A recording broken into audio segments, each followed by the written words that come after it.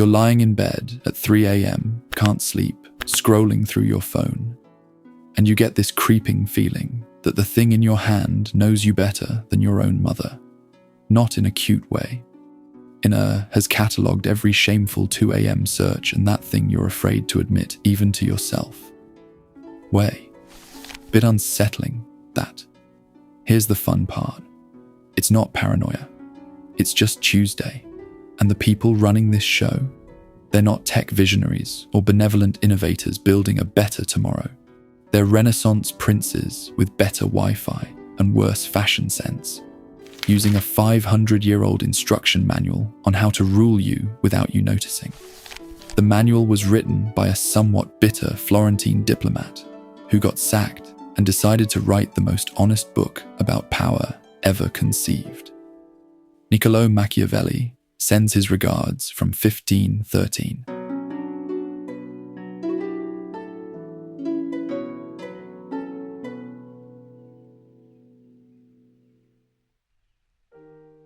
Machiavelli said the prince should look like a saint while being perfectly willing to act like a bastard when required.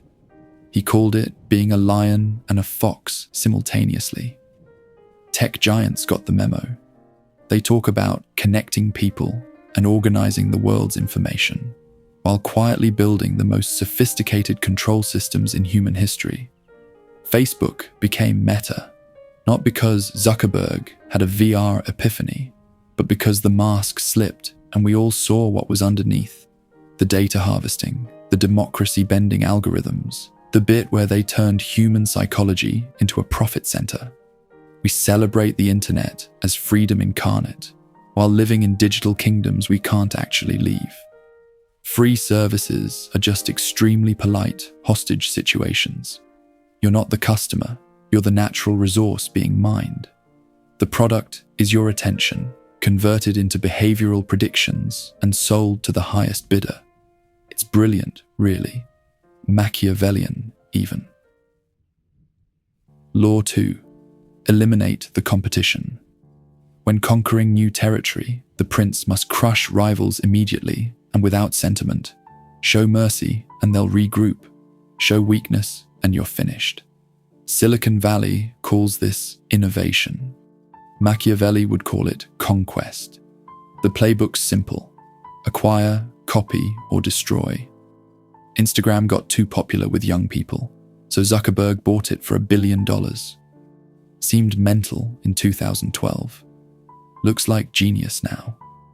WhatsApp was fragmenting the messaging empire, so he paid $22 billion to make that problem disappear. Then TikTok showed up and couldn't be bought. So Meta just copied it. Reels materialized overnight. Snapchat invented stories. Instagram stole them so efficiently, most people forgot who did it first. This isn't competition, it's empire building in hoodies. The goal isn't a better product, it's making sure no alternative can exist. Small startups don't get inspired by these companies, they get quietly suffocated by them. Machiavelli said conquered peoples must be caressed or crushed. Tech chose crushing, but made it look like user experience optimization. Clever. Law 3. Make them need you. Dependency beats fear, Machiavelli wrote. Make people need you, and they'll defend their own chains. Fear requires constant maintenance. Dependency is self-sustaining. Enter the ecosystem lock-in. Apple's the master. Your photos, messages, entire digital life in iCloud. Your watch talks to your phone, talks to your laptop, talks to your earbuds. Want to leave? You're not losing a product, you're losing your digital existence. Google did the same. Gmail, Drive, Calendar, Maps, Photos.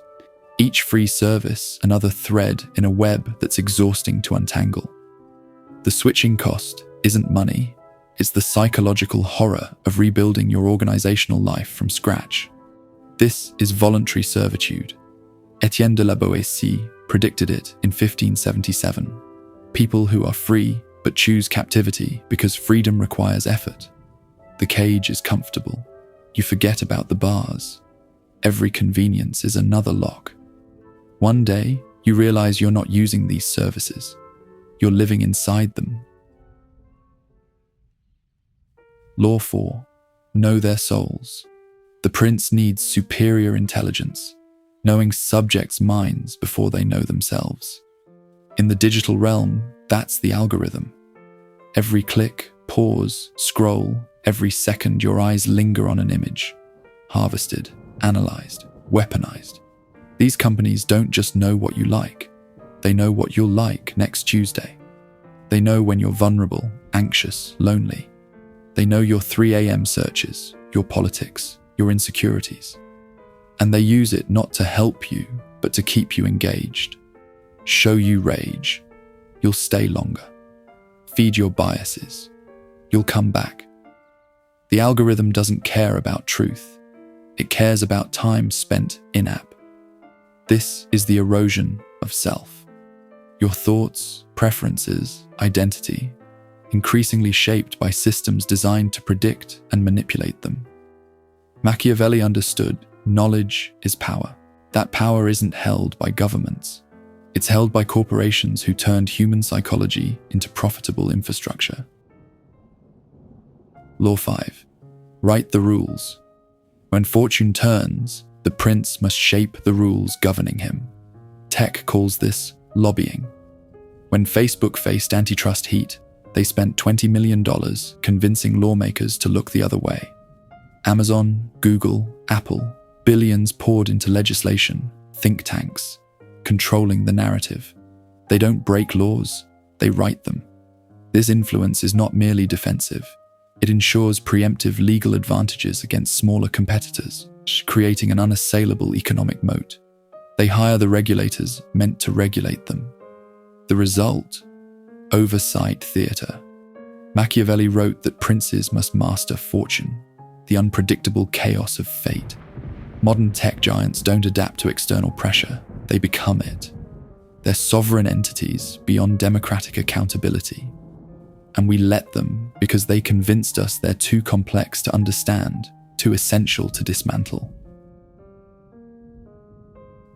So here we are, living in digital principalities, ruled by algorithms and executives who may or may not know they're following a 16th century instruction manual on maintaining power.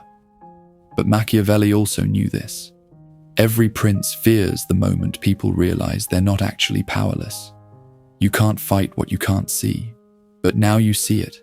The mask, the crushed competition, the dependency, the surveillance, the captured regulators.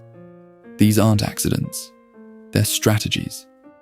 Once you recognize the game, you can stop playing, limit your data, use privacy tools, question why you're shown what you're shown, support alternatives, demand real regulation. This isn't about rejecting technology, it's about rejecting digital feudalism. The question isn't whether convenience justifies centralized power. It's whether we'll stay subjects or remember we're supposed to be citizens.